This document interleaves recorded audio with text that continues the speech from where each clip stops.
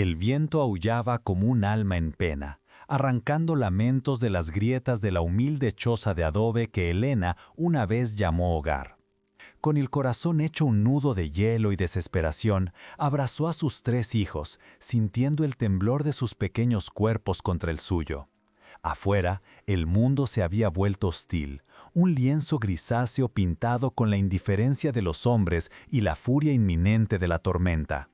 Solo quedaba un lugar, una silueta torcida en el horizonte que todos evitaban, un refugio susurrado en leyendas de espantos, el viejo granero abandonado de la hacienda. La decisión fue tomada en el silencio que sigue a una súplica ignorada. Horas antes, don Ricardo, el hacendado, había llegado no en un simple caballo, sino con la arrogancia de un conquistador. Sus botas de cuero relucientes pisando la tierra que había sido de la familia de su difunto esposo por generaciones. Sus palabras, frías y afiladas como el acero, decretaron su exilio. La tierra, dijo, tenía un propósito más valioso que albergar a una viuda y sus huérfanos. La ostentación de su poder era un veneno que ahogaba cualquier atisbo de piedad. Con el pequeño Lucas atado a su pecho en un rebozo gastado y las manitas de Mateo y Sofía aferradas a su falda, Elena se enfrentó a la tormenta. Las primeras gotas, gruesas y heladas, golpeaban su piel como pequeños perdigones, anunciando la violenta sinfonía que estaba por desatarse. El camino de tierra se convirtió en un fango traicionero que intentaba devorar sus pies descalzos a cada paso, mientras el rugido de los truenos ahogaba los sollozos asustados de los niños, un sonido que partía en dos el alma de la madre. Fue Mateo, con sus ojos demasiado serios para su corta edad, quien lo divisó primero entre el velo de la lluvia. El granero se erguía como un esqueleto contra el cielo lívido, una promesa de refugio tan aterradora como la propia tempestad. Los cuentos de los ancianos hablaban de luces inexplicables y lamentos que surgían de su interior en las noches sin luna. Pero para Elena, el miedo a los fantasmas era un lujo. El verdadero terror era el frío que ya calaba los huesos de sus hijos. Empujar la pesada puerta de madera fue como mover la losa de una tumba. Un chirrido agónico rompió el estruendo de la lluvia, y un olor denso y antiguo los envolvió. Era una mezcla de heno podrido, polvo de décadas y la humedad penetrante de la tierra olvidada. El aire era gélido, inmóvil, cargado con el peso del abandono. Pero al cerrarse la puerta, el rugido del viento se atenuó, convirtiéndose en un murmullo lejano, y por primera vez en horas pudieron escuchar su propia respiración entrecortada. En un rincón, sobre un montón de paja seca que aún conservaba un vago fantasma de su antiguo aroma campestre, Elena acomodó a sus hijos.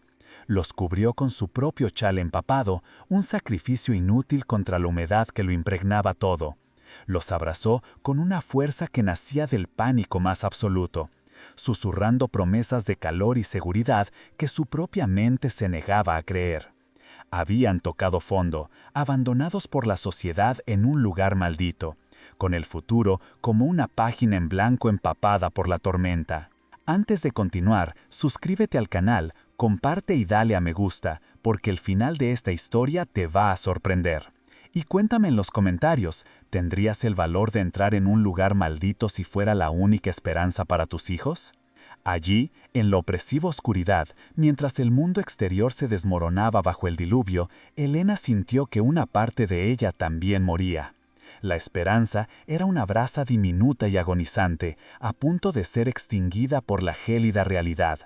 Se acurrucó junto a sus hijos dormidos, escuchando el latido de sus propios corazones y el gemido de la vieja madera. Mal sabía ella que el verdadero secreto de aquel lugar no eran los fantasmas que habitaban en las leyendas, sino algo que cambiaría para siempre el destino de su familia. El tiempo, ese río implacable, no siempre fluye hacia adelante. A veces, la memoria lo retuerce, lo obliga a retroceder hacia orillas más soleadas antes de que la corriente se tiña de barro y desesperación. No mucho antes de la tormenta, la pequeña choza de adobe no era una prisión de miseria, sino un santuario de amor. El aire no olía a moho, sino a tortillas de maíz recién hechas sobre el comal, un aroma que se mezclaba con el del café de olla y el perfume de la tierra mojada por el rocío de la mañana. La vida de Elena había sido un tapiz tejido con hilos humildes pero de colores vibrantes. El color más brillante era Javier, su esposo, un hombre de manos callosas y sonrisa fácil, cuya fuerza no residía en la riqueza material, sino en la solidez de su carácter. Su risa era un trueno benevolo que llenaba cada rincón de la casa, ahuyentando las sombras de la pobreza. Juntos veían crecer a sus hijos y su milpa con el mismo orgullo, sintiendo que su pequeño universo, delimitado por el amor y el trabajo, era el más rico. Javier era un hombre de la tierra, entendía sus ciclos y sus secretos. Le enseñó a Mateo a distinguir el canto del censontle, a Sofía a trenzar coronas con las flores silvestres que brotaban tras las lluvias. Por las noches, a la luz de un candil, su voz profunda narraba cuentos de coyotes astutos y conejos valientes, mientras el pequeño Lucas dormitaba en el regazo de Elena. Eran una unidad, un círculo perfecto de afecto, donde cada miembro era indispensable, un pilar que sostenía su modesto cielo. Pero el destino, a menudo, es un artista cruel que disfruta borrando los colores más vivos. La desgracia llegó sin anunciarse, no como un estruendo, sino como un susurro febril en mitad de la noche. Una fiebre implacable se apoderó del cuerpo de Javier, una llama interna que ni los remedios de hierbas ni las súplicas de Elena a todos los santos pudieron extinguir. Día tras día, ella vio cómo la fortaleza de aquel hombre se convertía en una fragilidad temblorosa. Su piel quemaba al tacto y su respiración se volvía un eco doloroso en el silencio de la habitación. Elena luchó con la ferocidad de una leona, sin apenas dormir, enfriando su frente con paños húmedos, intentando que tragara caldos que su cuerpo ya no aceptaba. Cada tosido de Javier era un martillazo en el alma de Elena, cada delirio febril una puñalada en su esperanza. Veía el miedo y la confusión en los ojos de Mateo y Sofía, que no entendían por qué su padre, el roble que los protegía, se estaba marchitando ante ellos como una flor sin agua.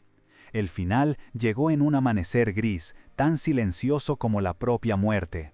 El último aliento de Javier se disolvió en el aire frío de la madrugada, llevándose consigo la risa, la seguridad y el color del mundo de Elena.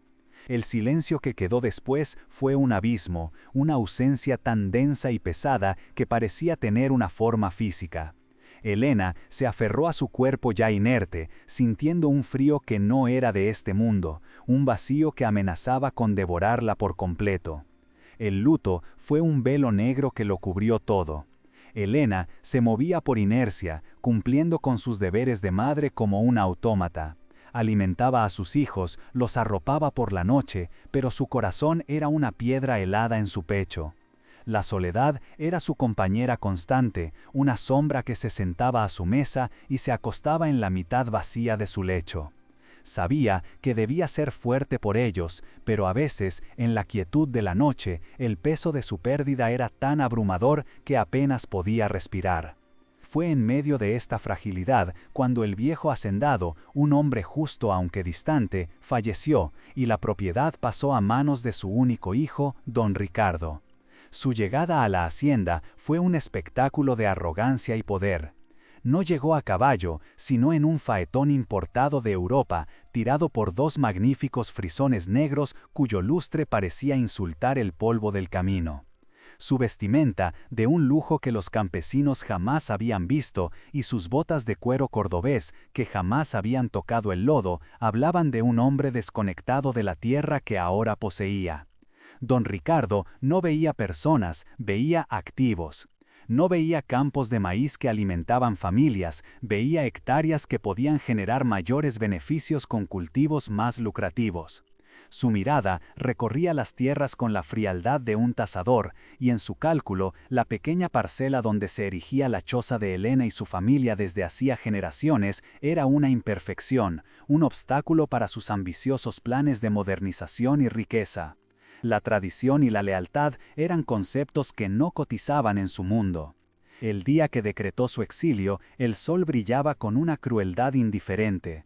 Don Ricardo se presentó frente a la humilde morada, montado en su imponente semental, una montaña de músculo y soberbia que hacía que Elena se sintiera aún más pequeña e insignificante. No se dignó a bajar.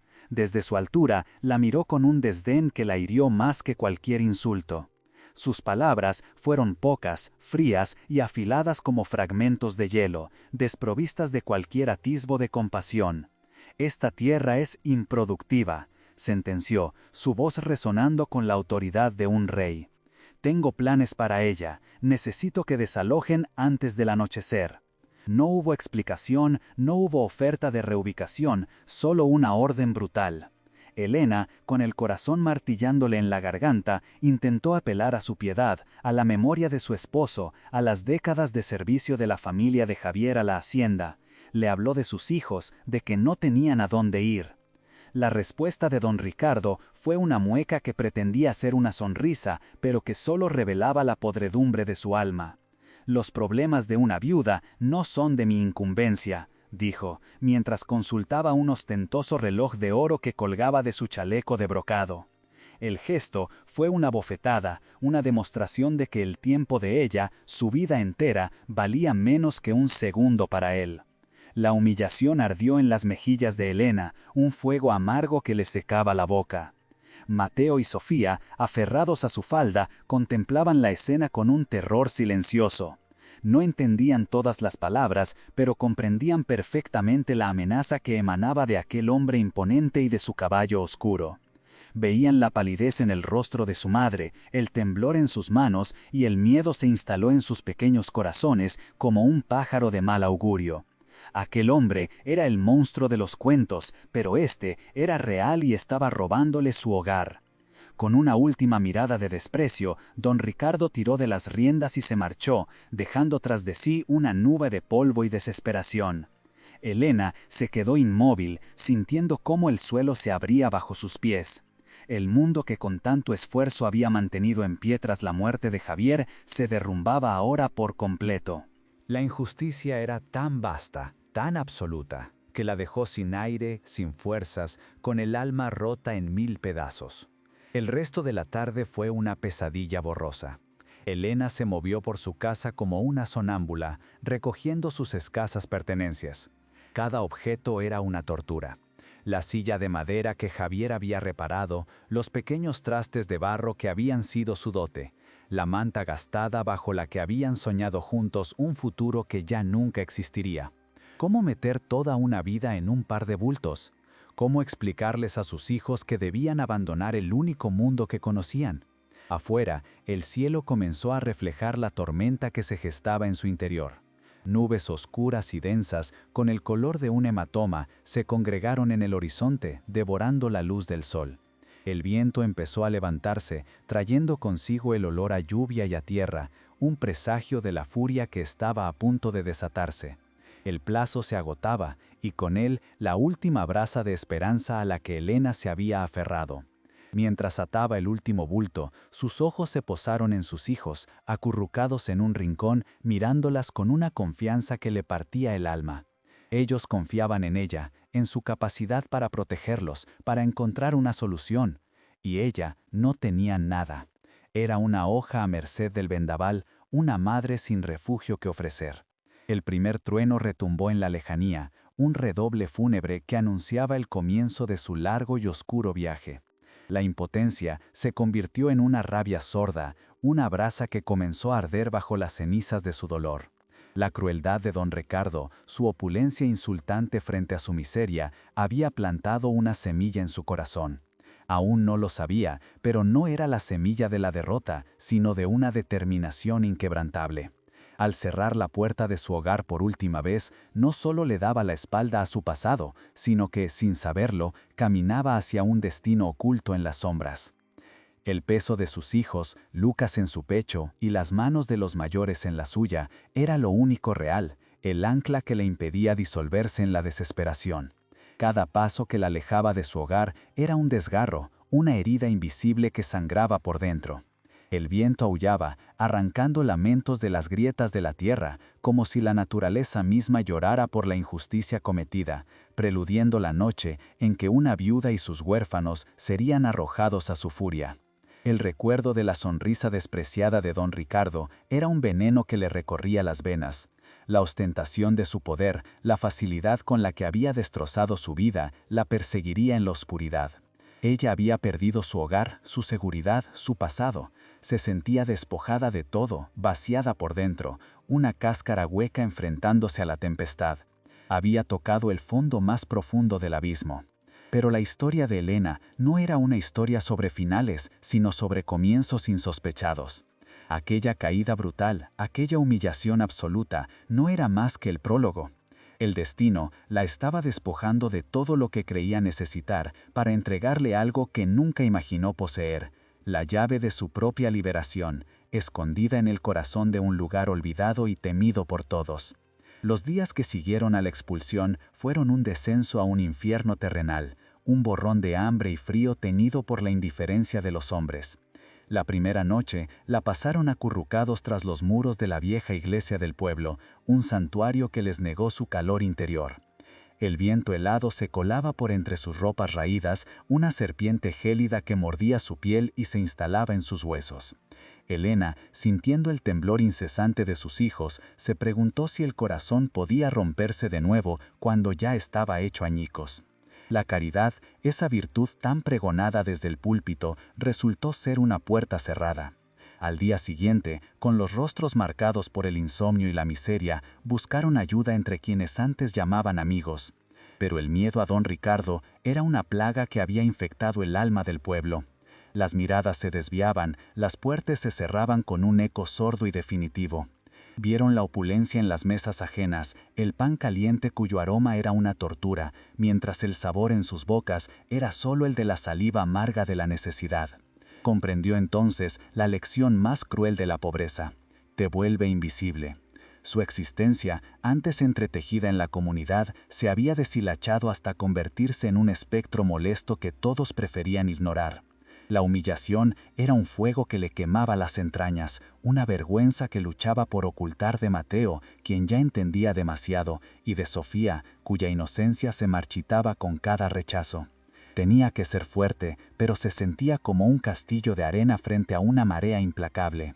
El hambre se convirtió en un dolor físico y constante, una bestia que roía sus estómagos vacíos. Helena aprendió a buscar entre los despojos del mercado, encontrando fruta magullada y verduras a punto de pudrirse. Dividía el mísero botín entre sus hijos, mintiendo con una sonrisa forzada, asegurando que ella ya había comido.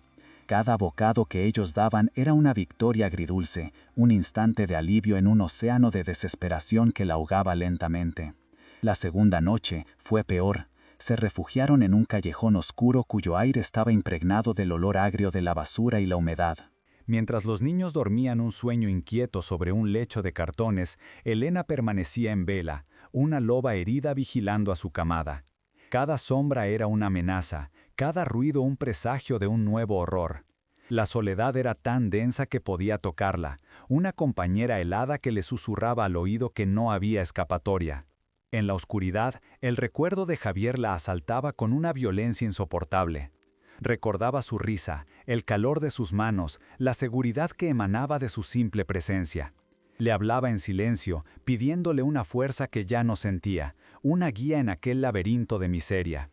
Pero solo el eco de su propia voz le respondía, recordándole que ahora el peso del mundo, de 3 pequeños mundos, descansaba únicamente sobre sus frágiles hombros.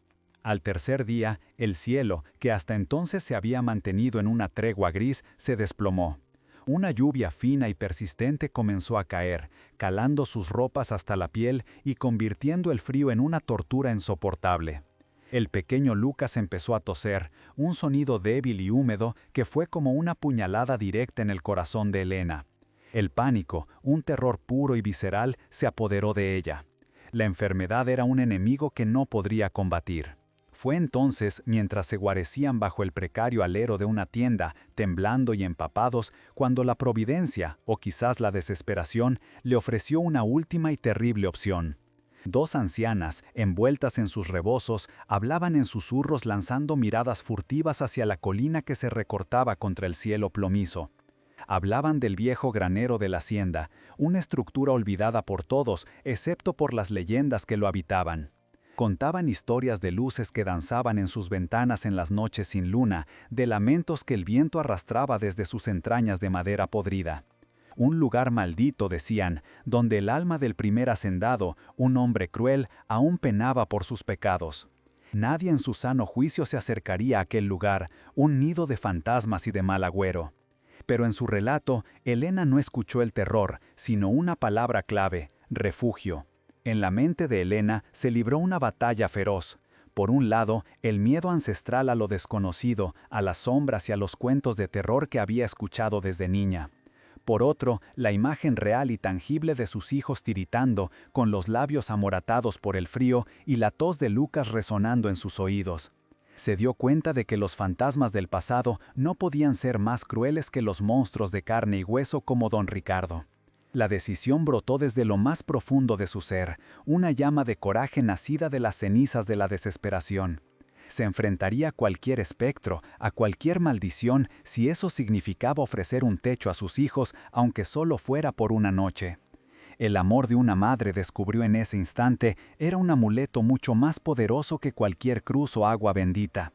Era una fuerza de la naturaleza capaz de mirar al abismo a los ojos y no retroceder. Y es en este punto de la historia donde el corazón se detiene. Uno se pregunta qué haría en su lugar, qué umbral de miedo estaría dispuesto a cruzar por amor. La travesía de Elena es un testimonio de una fuerza que todos llevamos dentro, una historia que merece ser contada y compartida para que su luz ilumine a otros. Si su valor te conmueve, permite que su leyenda viaje más lejos, que inspire a más corazones a no rendirse jamás. Se irguió, sintiendo una nueva determinación recorrer sus venas.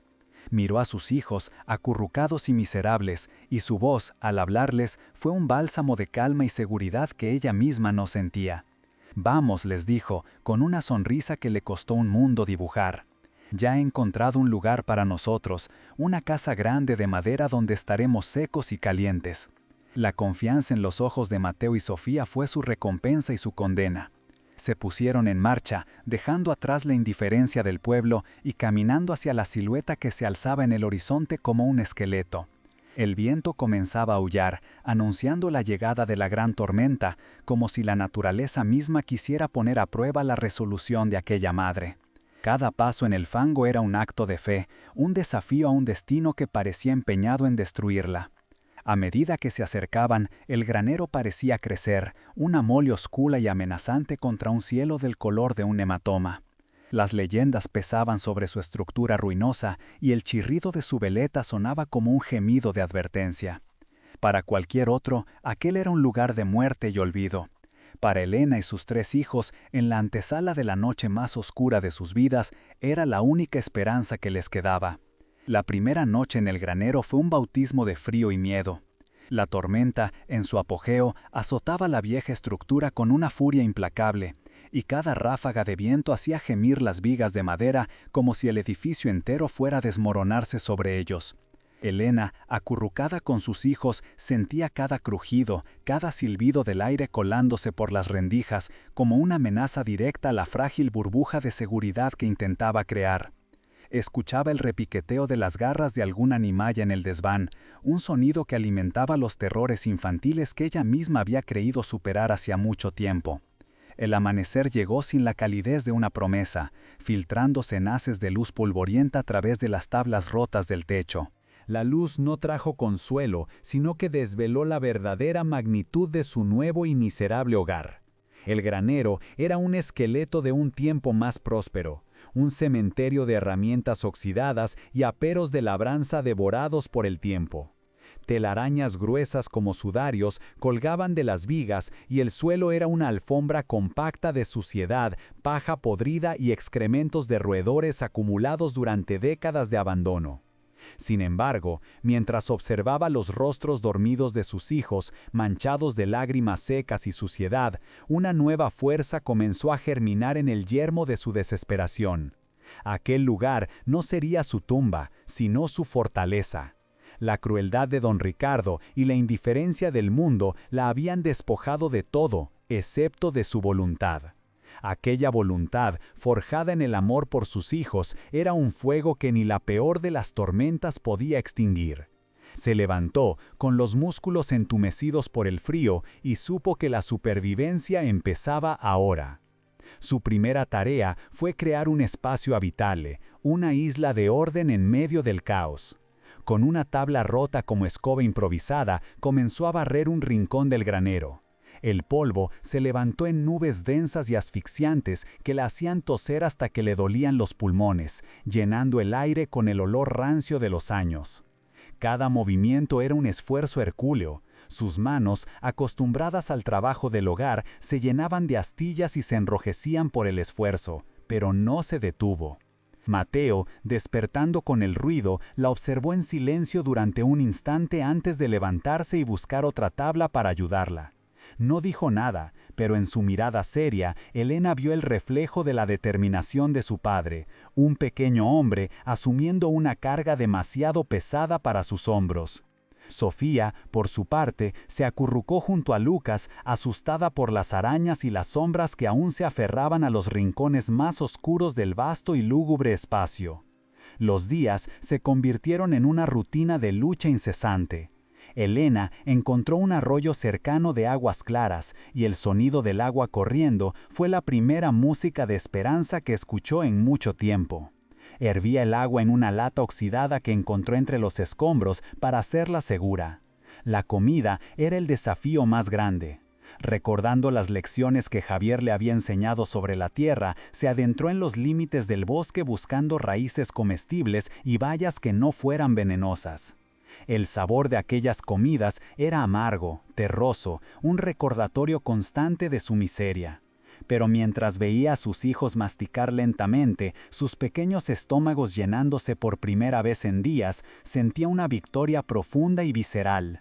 Cada bocado era un acto de desafío contra el destino que don Ricardo había decretado para ellos.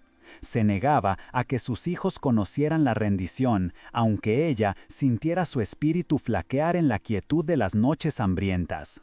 Poco a poco, el rincón que habían reclamado comenzó a parecerse a un hogar.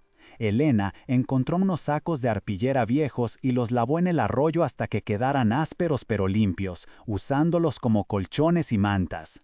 Un gran cajón de madera volcado se convirtió en su mesa, el centro de su pequeño universo.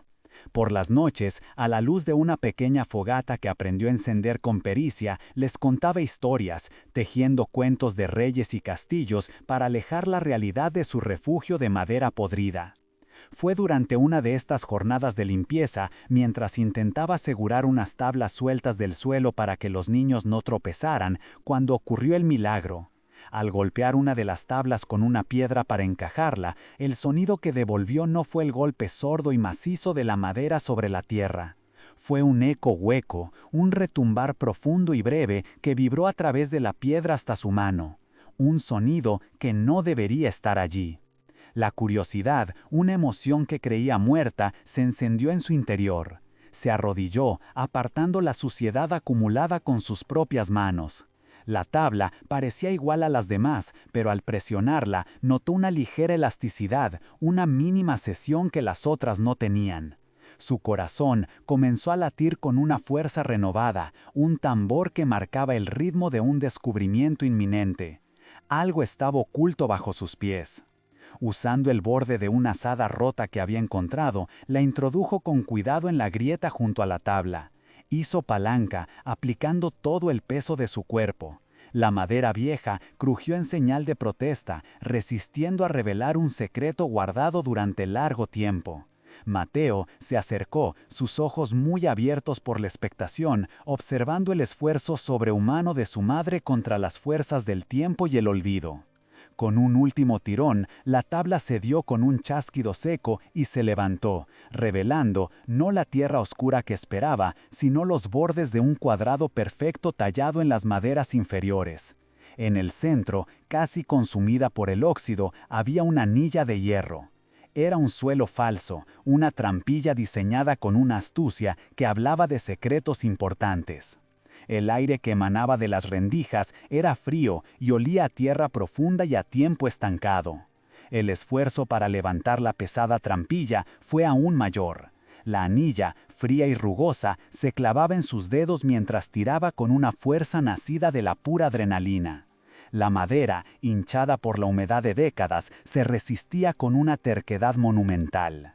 Finalmente, con un gemido agónico que resonó en todo el granero, la portezuela se abrió, desvelando una boca de oscuridad absoluta, un descenso a las entrañas silenciosas de la tierra.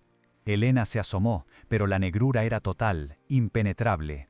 Esperó a que el sol del mediodía alcanzara su cenit y un único y brillante rayo de luz se coló por un agujero del techo, atravesando la penumbra del granero como la lanza de un ángel. Con cuidado, usando un trozo de hojalata pulida, desvió aquel rayo de luz hacia el interior del agujero, convirtiéndolo en un improvisado faro de exploración. La luz temblorosa iluminó un espacio reducido, no una bodega, sino un pequeño escondite de apenas 1 metro de profundidad, con las paredes revestidas de piedra.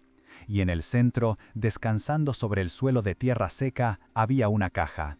No era un cofre del tesoro resplandeciente, sino una caja de metal sencilla y funcional, oscurecida por la herrumbre y el paso de los años, pero cuya forma sólida prometía haber protegido su contenido de la humedad y la decadencia.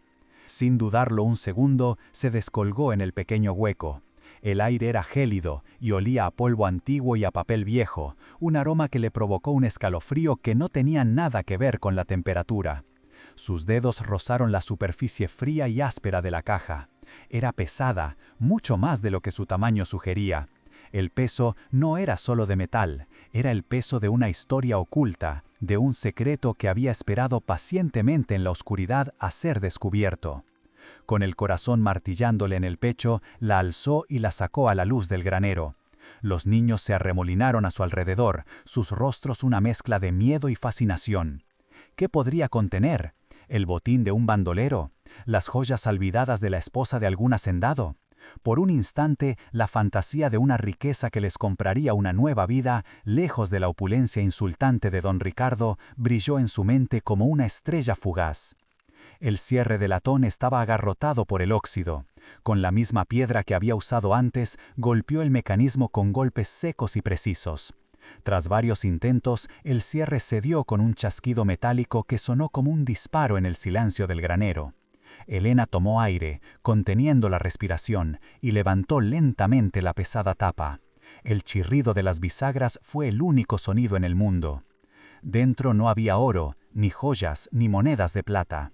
El interior estaba forrado con un paño de terciopelo que alguna vez fue rojo y ahora era del color del vino seco.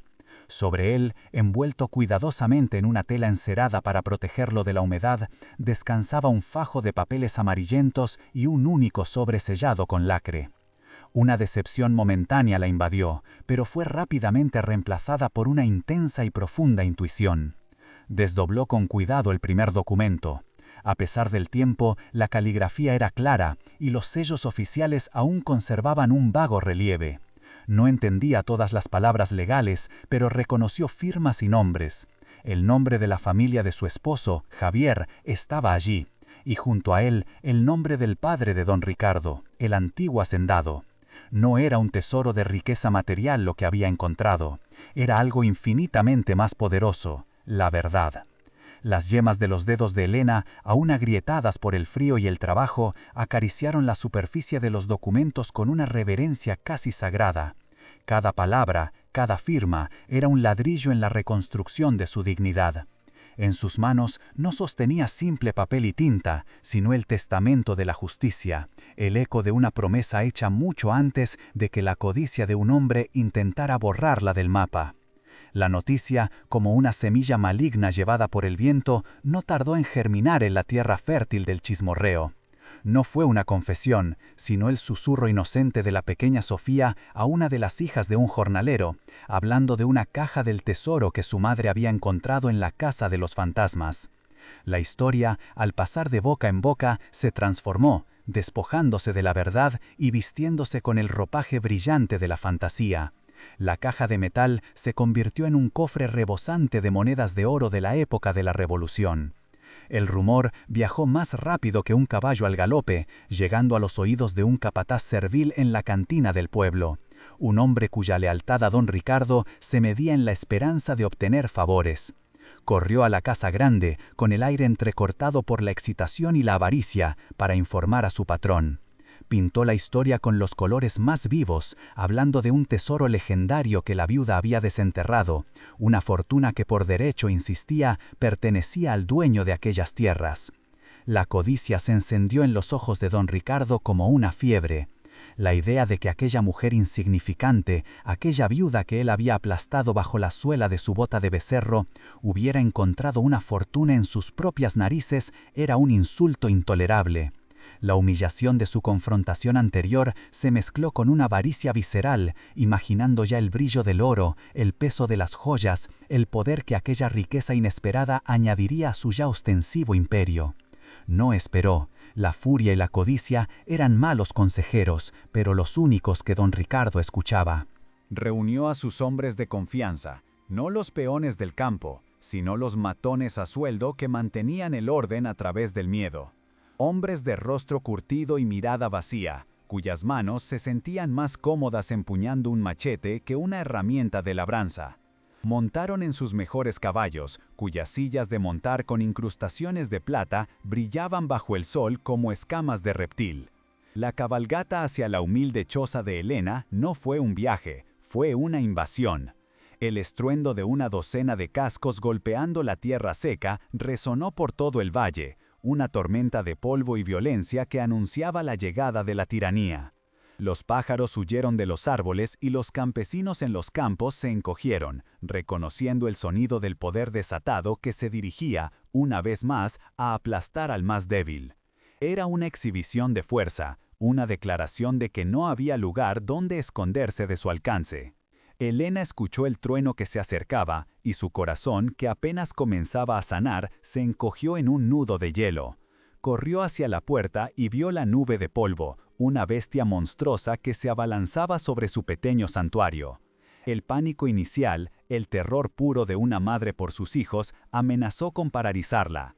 Pero entonces, el tacto del sobre oculto en su blusa, el recuerdo de la firma del viejo hacendado, le infundió una calma gélida, una determinación tan dura como el diamante. «Mateo, lleva a tus hermanas a la habitación de atrás y no salgáis por nada del mundo», ordenó con una voz que no tembló.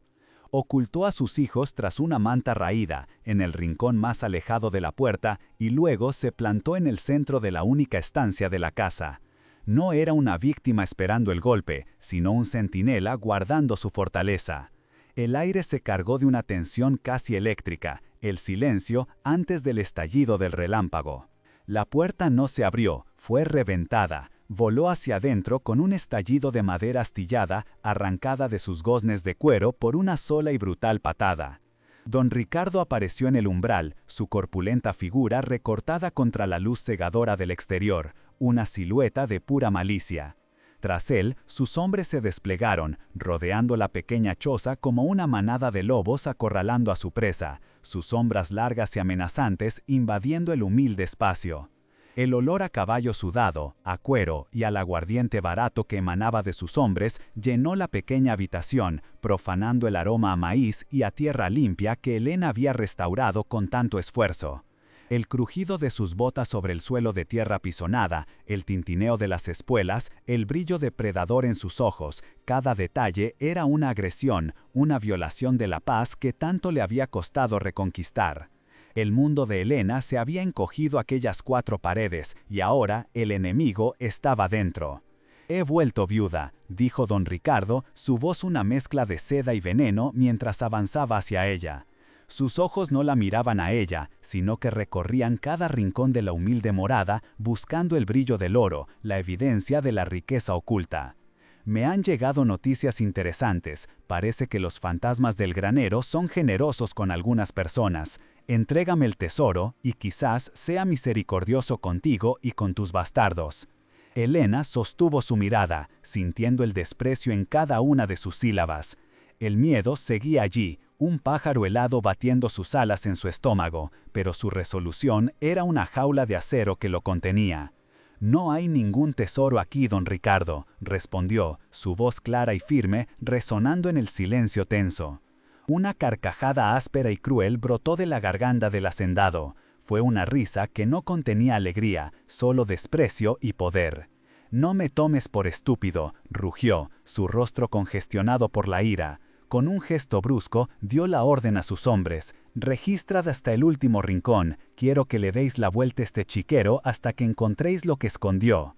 La violencia se desató con una eficiencia brutal. Los hombres se movieron con la precisión de los vándalos, volcando la mesa de madera, rompiendo las pocas vasijas de barro que Elena poseía.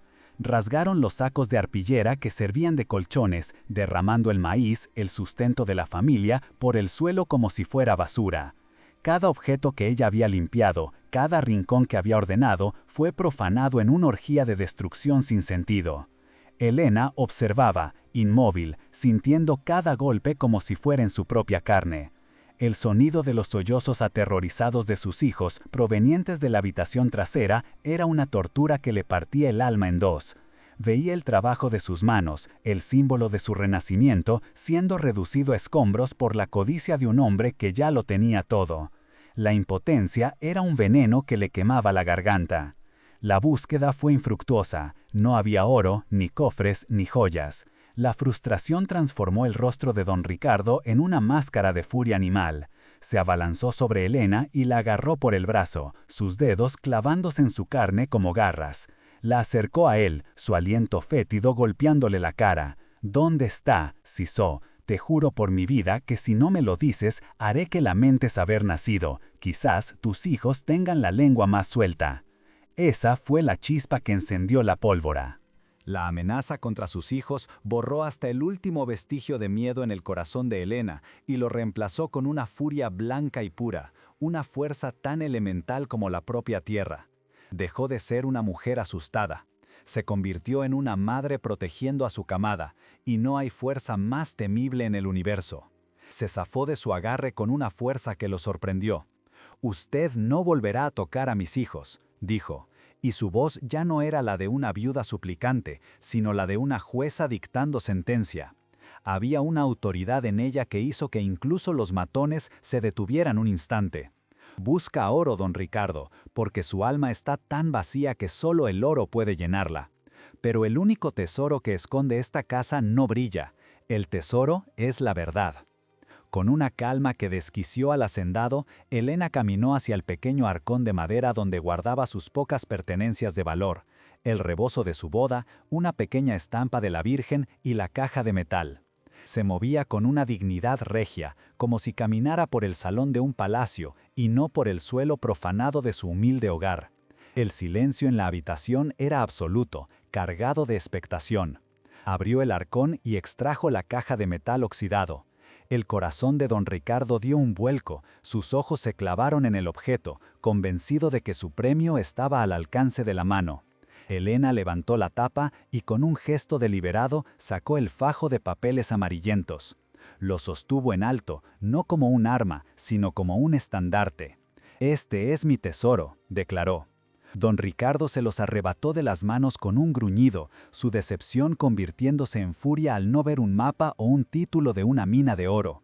Sus ojos recorrieron las líneas de caligrafía legal, la inconfundible y elegante firma de su propio padre, el sello de lacre de la familia. Su rostro pasó del rojo de la ira al blanco pálido del shock. La verdad, fría e irrefutable, lo golpeó con la fuerza de un puñetazo. «Son falsificaciones», gritó, su voz estridente por el pánico. «Una treta de una bruja desesperada». Levantó los papeles, sus manos temblaban, con la intención de hacerlos pedazos, de destruir la evidencia que demolía su mundo de mentiras. Quería borrar la verdad con el mismo acto de violencia con el que había intentado someter a Elena, pero su mano se detuvo en el aire. La conmoción había atraído a los vecinos, campesinos y jornaleros que habían observado la llegada de los jinetes con el corazón encogido, se habían congregado a una distancia prudente. Entre ellos estaba Anselmo, un anciano que había servido al padre de don Ricardo durante más de 40 años, un hombre cuya memoria era un archivo viviente de la historia de la hacienda. Al ver los documentos, se adelantó con paso lento pero firme. «Permítame, patrón», dijo Anselmo, su voz rasposa por la edad pero llena de una autoridad que nadie se atrevió a cuestionar. Don Ricardo, desconcertado, le entregó los papeles.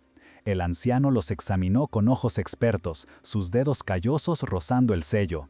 Tras un largo silencio, levantó la vista hacia la multitud expectante.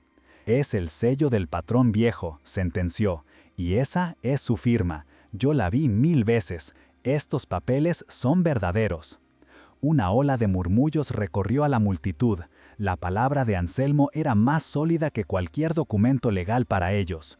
La base sobre la que don Ricardo había construido su poder, el miedo y la supuesta legitimidad, se resquebrajó en un instante. Sus propios hombres lo miraron con una nueva luz, no como un patrón poderoso, sino como un mentiroso expuesto, un ladrón de la herencia de una viuda. Elena aprovechó el momento. Con una voz que se elevaba por encima de los murmullos, se dirigió a la gente, a sus iguales. «Este documento, firmado por el padre de don Ricardo, le otorga esta tierra a la familia de mi esposo, en pago por una deuda de vida», explicó, su voz resonando con una claridad y una fuerza que nunca antes había poseído. La humillación de don Ricardo fue total y absoluta. Estaba desnudo ante los ojos de las mismas personas a los que había tiranizado. Su opulenta vestimenta, su caballo de pura sangre, sus matones a sueldo, todo se convirtió en un decorado teatral ridículo. Su poder, despojado de la mentira que lo sustentaba, se evaporó como el rocío bajo el sol del mediodía. Intentó gritar, amenazar, pero las palabras se ahogaron en su garganta. Eran sonidos huecos, el eco de una autoridad que ya no existía.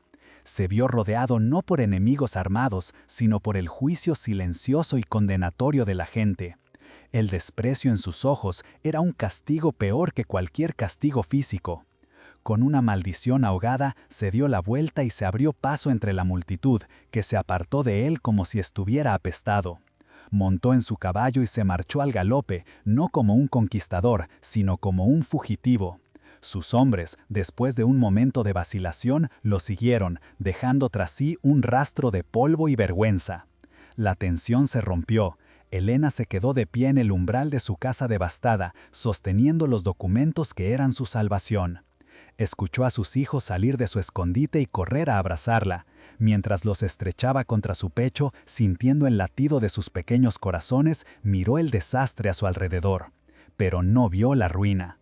Vio los cimientos de un nuevo comienzo, un futuro forjado no con oro, sino con el material indestructible de la verdad y el coraje de una madre. El silencio que siguió a la declaración de Anselmo fue más atronador que cualquier grito. Fue el silencio del poder cambiando de manos, de una verdad largamente enterrada que emergía a la luz del sol para juzgar a los vivos. El miedo que había mantenido a la comunidad sometida se disolvió como la niebla de la mañana, reemplazado por una indignación silenciosa y colectiva. Los rostros de los jornaleros, antes agachados por la costumbre y la sumisión, se irguieron para mirar a don Ricardo, no como a un patrón, sino como a un impostor. Don Ricardo sintió cómo el suelo se abría bajo sus botas de cuero cordobés. El mundo que había gobernado con puño de hierro se desmoronaba, no por la fuerza de las armas, sino por el peso de una vieja hoja de papel y la memoria de un anciano. Su riqueza, su ostentoso faetón, su semental de pura raza, todo se convirtió en un disfraz ridículo. Estaba desnudo, expuesto en su codicia y su vileza ante los mismos hombres a los que había despreciado y humillado durante años. Aprovechando la parálisis del tirano, Elena dio un paso al frente. No había odio en su voz, solo la calma imperturbable de la justicia. «Este papel no es un tesoro de oro», dijo, dirigiéndose a sus vecinos, a su gente. «Es el testamento de un hombre honorable, el padre de don Ricardo, que pagó una deuda de vida con honor. Es la prueba de que esta tierra, regada con el sudor de mi esposo y de su padre antes que él, nos pertenece. Es la raíz de mis hijos, que este hombre intentó arrancar». La humillación fue un veneno que se extendió por las venas de don Ricardo, paralizándolo. Intentó articular una orden, una amenaza, pero su voz se quebró en un graznido patético. Sus propios matones, hombres acostumbrados a obedecer la fuerza bruta, ahora lo miraban con una mezcla de confusión y desprecio. El aura de poder que lo rodeaba se había desvanecido, revelando al hombre pequeño y asustado que se escondía bajo las ropas de seda y brocado. Con un gruñido ahogado, más animal que humano, se abrió paso entre la multitud, que se apartó de él con un desdén palpable, como si su contacto pudiera mancharles. Se subió a su magnífico caballo, pero ya no parecía un conquistador, sino un fugitivo huyendo de la escena de su propio crimen. Tiró de las riendas con una furia impotente y se lanzó al galope, dejando tras de sí solo una nube de polvo y el hedor de su vergüenza. Cuando el eco de los cascos se desvaneció, la comunidad se volvió hacia Helena. Las miradas que antes la evitaban ahora la buscaban con respeto y admiración. Vieron el desastre en su hogar, la malicia de la destrucción, y sin que nadie diera una orden, el pueblo actuó. Las mujeres entraron para consolar a los niños y ayudar a recoger el maíz derramado, mientras los hombres buscaban herramientas para reparar la puerta rota y los muebles destrozados. La solidaridad, aplastada por el miedo, renacía con una fuerza imparable. Aquella tarde, la pequeña choza de adobe se convirtió en un hervidero de actividad y esperanza. El sonido de los martillos reemplazó el eco de la violencia, y las risas ahogadas de los niños, ya seguros, borraron el recuerdo de sus sollozos. Helena, con el corazón rebosando de una gratitud que no podía expresar con palabras, comprendió que el verdadero tesoro no eran solo los documentos, sino la comunidad que había recuperado, la dignidad que le habían devuelto. Los años que siguieron fueron como un río generoso que riega una tierra sedienta. La justicia, una vez sembrada, dio sus frutos. Con la propiedad de la tierra asegurada, Helena trabajó con una tenacidad renovada. La pequeña parcela de maíz se expandió, diversificándose con frijoles y calabazas. Con la ayuda de sus vecinos, construyó un pequeño corral para unas cuantas gallinas, y pronto el aroma del pan recién horneado se mezcló con el de la tierra fértil. La humilde choza de adobe se transformó, las paredes fueron reforzadas, se añadió una nueva habitación y las flores silvestres que Sofía plantaba adornaban la entrada. Ya no era un refugio de la miseria, sino un hogar próspero, un faro de estabilidad en el valle. La casa se convirtió en un símbolo de lo que podía crecer cuando se arrancaban las malas hierbas de la tiranía y la injusticia. Helena ya no era la viuda asustada que se escondía del mundo. El coraje que había descubierto en el granero la había templado, convirtiéndose en una matriarca respetada. Su palabra era escuchada en el pueblo, su consejo buscado. Las mujeres acudían a ella con sus problemas, y los hombres respetaban su juicio sensato y su profundo conocimiento de la tierra, un legado que Javier le había dejado y que ella honraba cada día. Sus hijos florecieron bajo su cuidado. Mateo creció hasta convertirse en un joven fuerte y recto, con la sonrisa fácil de su padre y la determinación de su madre. Aprendió a leer y a escribir gracias a los libros que Helena compraba con el excedente de las cosechas, y se convirtió en el guardián de la tierra que casi les fue arrancada. Sofía, con su espíritu brillante, fue enviada a la escuela de la ciudad, un lujo que Helena nunca había soñado poder ofrecerle. ¿Y don Ricardo, qué fue de él? Su derrota no fue un único evento, sino un lento y merecido declive. La exposición de su engaño destruyó su reputación. Los trabajadores le perdieron el respeto. Los negocios se agriaron y su arrogancia se convirtió en el hazmerreír de la región. Vendió tierras para mantener un estilo de vida opulento que ya no podía permitirse. Y la gran hacienda, antes un símbolo de poder, comenzó a caer en un estado de abandono y decadencia. Su imperio, construido sobre la mentira y la intimidación, se desmoronó como un castillo de arena. Se cuenta que finalmente abandonó la región, humillado y casi en la ruina, buscando un lugar donde su nombre no fuera sinónimo de deshonor. Su lujoso faetón fue visto por última vez, cubierto de polvo, dirigiéndose hacia el olvido, un fantasma de una opulencia que se había revelado hueca y frágil.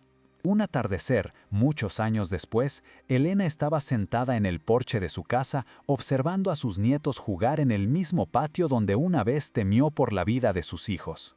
Una familia vecina, recién llegada y con problemas, se había acercado a ella ese día en busca de ayuda, y Helena les había ofrecido un saco de maíz y unas palabras de aliento, iniciando un ciclo de generosidad que don Ricardo nunca habría comprendido. Su riqueza no se medía en hectáreas ni en pesos de oro, sino en la seguridad de su familia, en el respeto de su comunidad y en la paz de su conciencia. Había aprendido que la verdadera opulencia no reside en lo que se posee, sino en lo que se es capaz de proteger y cultivar. Su hogar era su palacio, su familia su linaje y su historia su corona. Así, la leyenda de la viuda del granero se tejió en la memoria del valle. Una historia que enseñaba que la justicia a veces duerme en la oscuridad, esperando la mano valiente que se atreva a despertarla. Y que el amor de una madre, cuando se enfrenta a la tiranía, no es una fuerza frágil, sino un poder de la naturaleza, capaz de derribar imperios y construir un futuro desde las cenizas del dolor. La historia de Helena, como las vetas de plata en la roca más dura, nos enseña que la verdadera riqueza rara vez brilla a simple vista. Don Ricardo poseía el lujo, el poder ostentoso de una hacienda que se extendía hasta donde alcanzaba la vista, el brillo efímero del oro en su reloj de bolsillo. Pero su opulencia era un castillo construido sobre la arena de la mentira. Helena, en cambio, encontró su tesoro en la oscuridad de un granero olvidado. Un tesoro que no podía medirse en pesos, sino en la tinta indeleble de la verdad. El cofre que desenterró no contenía joyas ni monedas que la codicia pudiera arrebatar, contenía algo infinitamente más poderoso, la justicia. Aquellos papeles amarillentos eran el testamento de la dignidad, la prueba de que el honor de un hombre bueno puede sobrevivir a la tiranía de su heredero. Helena no se hizo rica en el sentido que el mundo entiende, se hizo invencible. Porque el conocimiento de lo que es justo, una vez adquirido, es una armadura que ningún matón puede perforar, una herencia que nadie puede robar. Su victoria no fue solo suya, fue la chispa que reavivó el alma de toda una comunidad. El miedo que don Ricardo había sembrado se marchitó bajo el sol de la verdad que Helena había desenterrado. Su acto de valentía fue un recordatorio para todos de que el poder de un tirano reside en el silencio de los oprimidos. Al levantarse, les dio a todos el permiso para erguirse junto a ella, tejiendo de nuevo los lazos de solidaridad que el miedo había deshilachado. Con el tiempo, la leyenda de Helena se convirtió en el cimiento moral del valle. Se contaba junto al fuego en las noches frías, una historia para enseñar a los niños que el coraje no es la ausencia de miedo, sino la decisión de proteger a los que amas a pesar de él. Su pequeña casa de adobe, reconstruida por manos amigas, se erigió como un monumento no a la riqueza, sino a la resiliencia. Un faro que demostraba que un hogar se construye con amor y verdad, no con piedra y arrogancia. La jornada de esta madre es un espejo de la condición humana. Todos enfrentamos nuestras propias tormentas, momentos en los que el mundo parece desmoronarse y somos arrojados a la intemperie, despojados de todo lo que creíamos nuestro. La historia de Helena nos susurra que incluso en el refugio más precario, en el rincón más olvidado, podemos encontrar la llave de nuestra propia liberación. A veces, esa llave no es más que la fuerza que reside, latente, en nuestro propio corazón. Su historia es un eco que resuena en cada alma que ha conocido la injusticia y ha soñado con la redención. Es un testimonio de que el amor de una madre no es una emoción pasiva, sino una fuerza activa y transformadora, capaz de mover los cimientos del mundo para construir un futuro seguro para sus hijos. Es una luz que nos guía a través de nuestras propias noches oscuras, recordándonos que el amanecer siempre llega para aquellos que se atreven a enfrentarse a la tormenta. Si esta historia ha conmovido tu corazón y ha encendido una llama de esperanza en tu interior, te invito a que te suscribas a nuestro canal. Aquí seguiremos desenterrando leyendas de coraje y resiliencia, historias que nos recuerdan la fuerza inquebrantable del espíritu humano. Comparte este relato para que la valentía de Helena viaje lejos e inspire a otros a buscar su propia verdad en medio de la adversidad, porque las grandes historias merecen ser contadas. Queremos saber qué te ha enseñado este viaje. Cuéntanos en los comentarios qué lección te llevas de la lucha de Helena. ¿Qué tesoro, que no es de oro ni plata, has encontrado tú en los momentos más difíciles de tu vida? Vuestras historias también son una fuente de inspiración y fortaleza para toda nuestra comunidad, y estamos aquí para leerlas y aprender de ellas, porque cada vida es una leyenda esperando a ser contada.